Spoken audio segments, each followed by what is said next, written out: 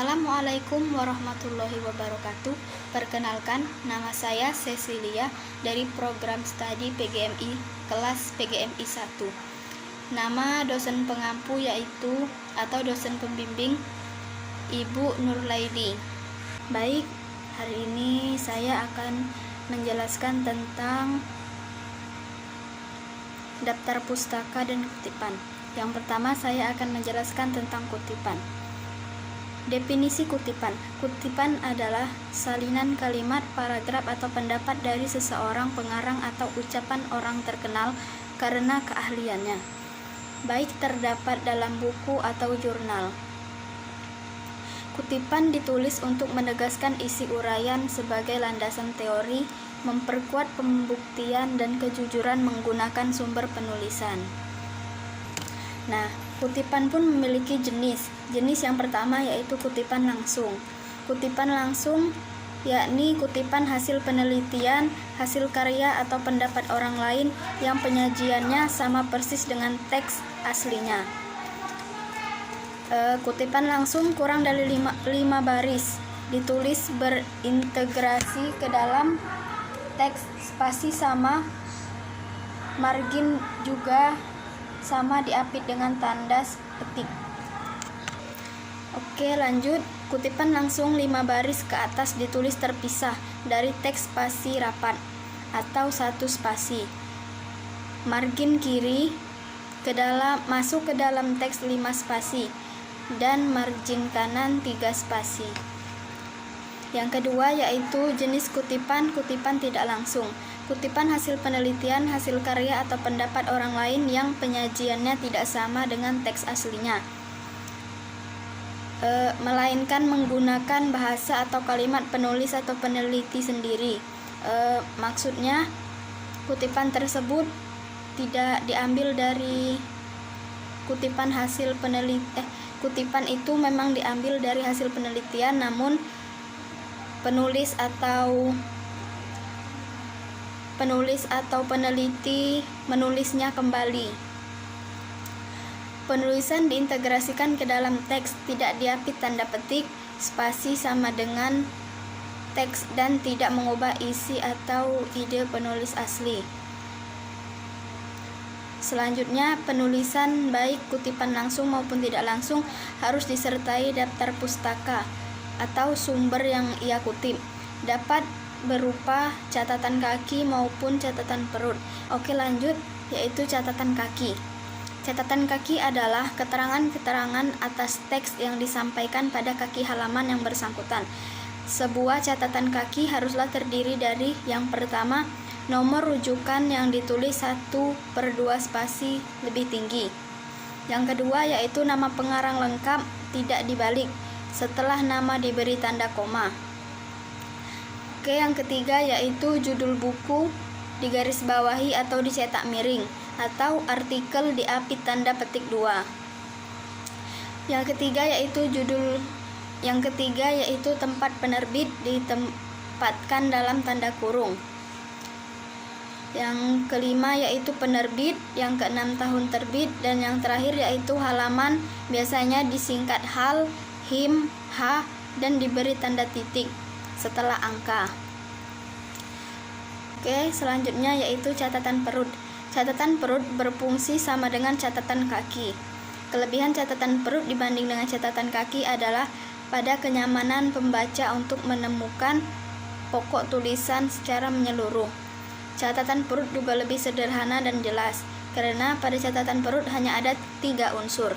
Unsur yang pertama yaitu nama belakang pengarang, yang kedua yaitu tahun penerbitan, dan yang ketiga nomor halaman. Oke, baik, selanjutnya yaitu contoh. Contoh kutipan langsung kurang dari 5 baris disertai dengan catatan perut. Awal kutipan, Sugono dalam bukunya Pedoman Ejaan yang Disempurnakan menyebutkan bahwa unsur pinjaman yang pengucapan dan penulisannya disesuaikan dengan kaidah bahasa Indonesia. Dalam hal ini diusahakan agar ejaannya hanya diubah-ubah seperlunya sehingga bentuk Indonesianya masih dapat dibandingkan dengan bentuk aslinya. Selanjutnya yaitu akhir kutipan. Akhir kutipan, dalam ejaan pedoman yang disempurnakan disebutkan bahwa unsur pinjaman yang pengucapannya dan penulisannya disesuaikan dengan kaidah bahasa Indonesia. Dalam hal ini, diusahakan agar ejaannya hanya diubah-ubah seperlunya, sehingga bentuk Indonesianya masih dapat dibandingkan dengan bentuk penulis aslinya. Baik, selanjutnya yaitu contoh kutipan langsung 5 baris ke atas yang disertai catatan kaki. Dalam pedoman ejaan yang disempurnakan bahwa unsur pinjaman yang pengucapan dan penulisannya disesuaikan dengan kaidah bahasa Indonesia. Dalam tata bahasa Indonesia disebutkan bahwa ragam bahasa standar memiliki sifat kemantapan dinamis. Oke, baik, selanjutnya yaitu contoh kutipan langsung 5 baris ke atas disertai catatan kaki. Dalam pedoman ejaan yang disempurnakan disebutkan bahwa unsur pinjaman yang pengucapan dan penulisannya disesuaikan dengan kaidah bahasa Indonesia. Dalam tata bahasa Indonesia disebutkan bahwa ragam bahasa standar memiliki sifat kemantapan dinamis yang berupa kaidah dan aturan yang tetap. Baku atau standar tidak dapat berubah setiap saat. Kaidah pembentukan kata yang menerbitkan perasa dan perumus dengan asas harus menghasilkan bentuk perajin dan perusah dan bukan pengrajin atau pengerusak. Selanjutnya, saya akan menjelaskan tentang ibid, ob, cit, log, dan cit. Yang pertama yaitu ibid. Ibid adalah sebuah catatan kaki yang menerangkan bahwa catatan tersebut sama dengan catatan yang ada sebelumnya atau catatan yang berada di atasnya. Selanjutnya yaitu ob atau cit. Citat adalah sebuah catatan kaki yang menerangkan bahwa catatan tersebut diselingi dengan catatan kaki yang lain. Selanjutnya yaitu log atau cit, loco citato.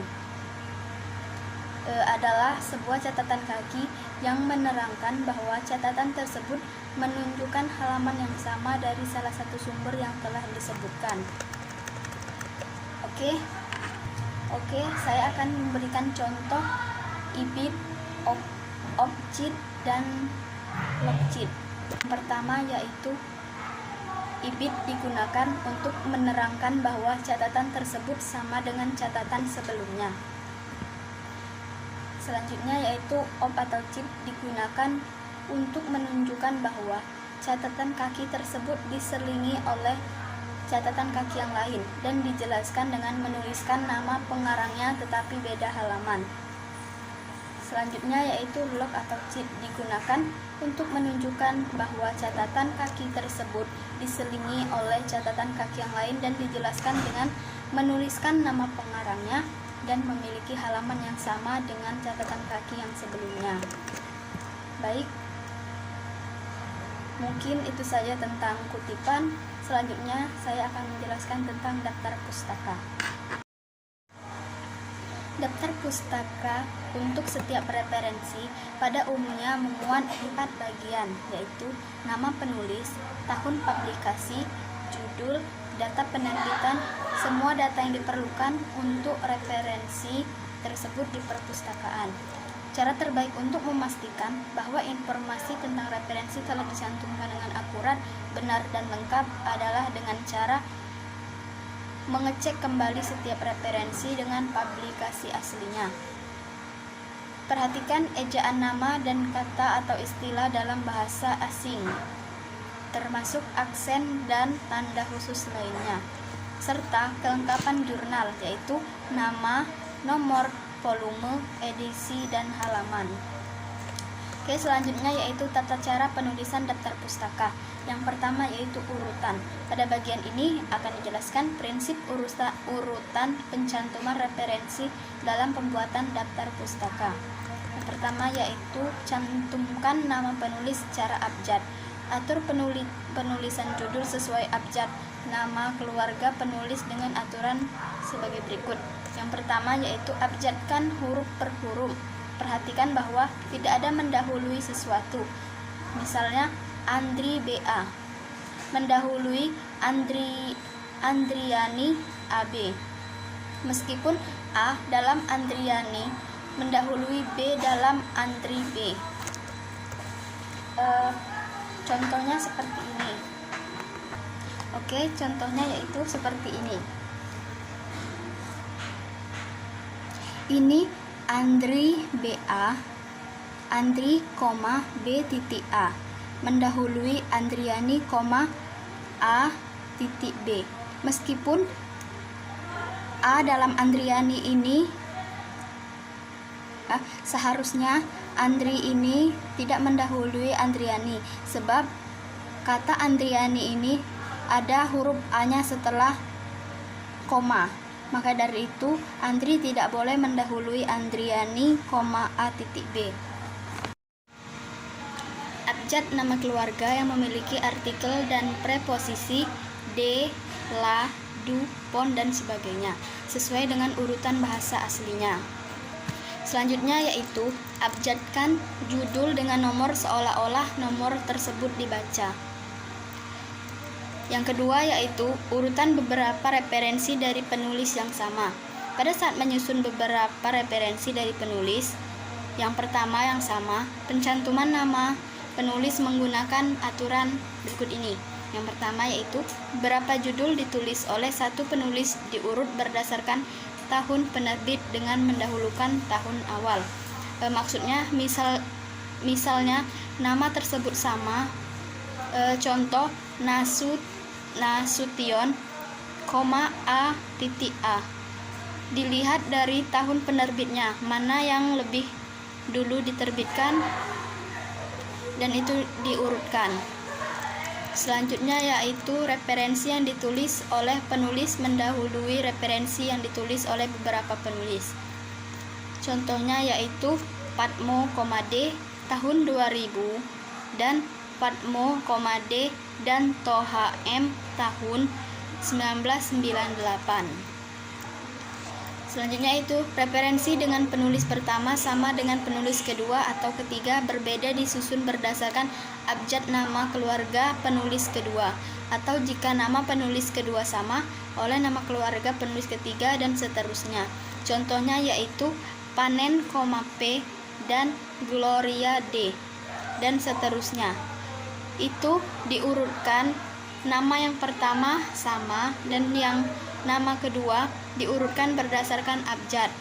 Contoh Gloradia dan seterusnya, Yunus, Darojat dan Gloradia lagi.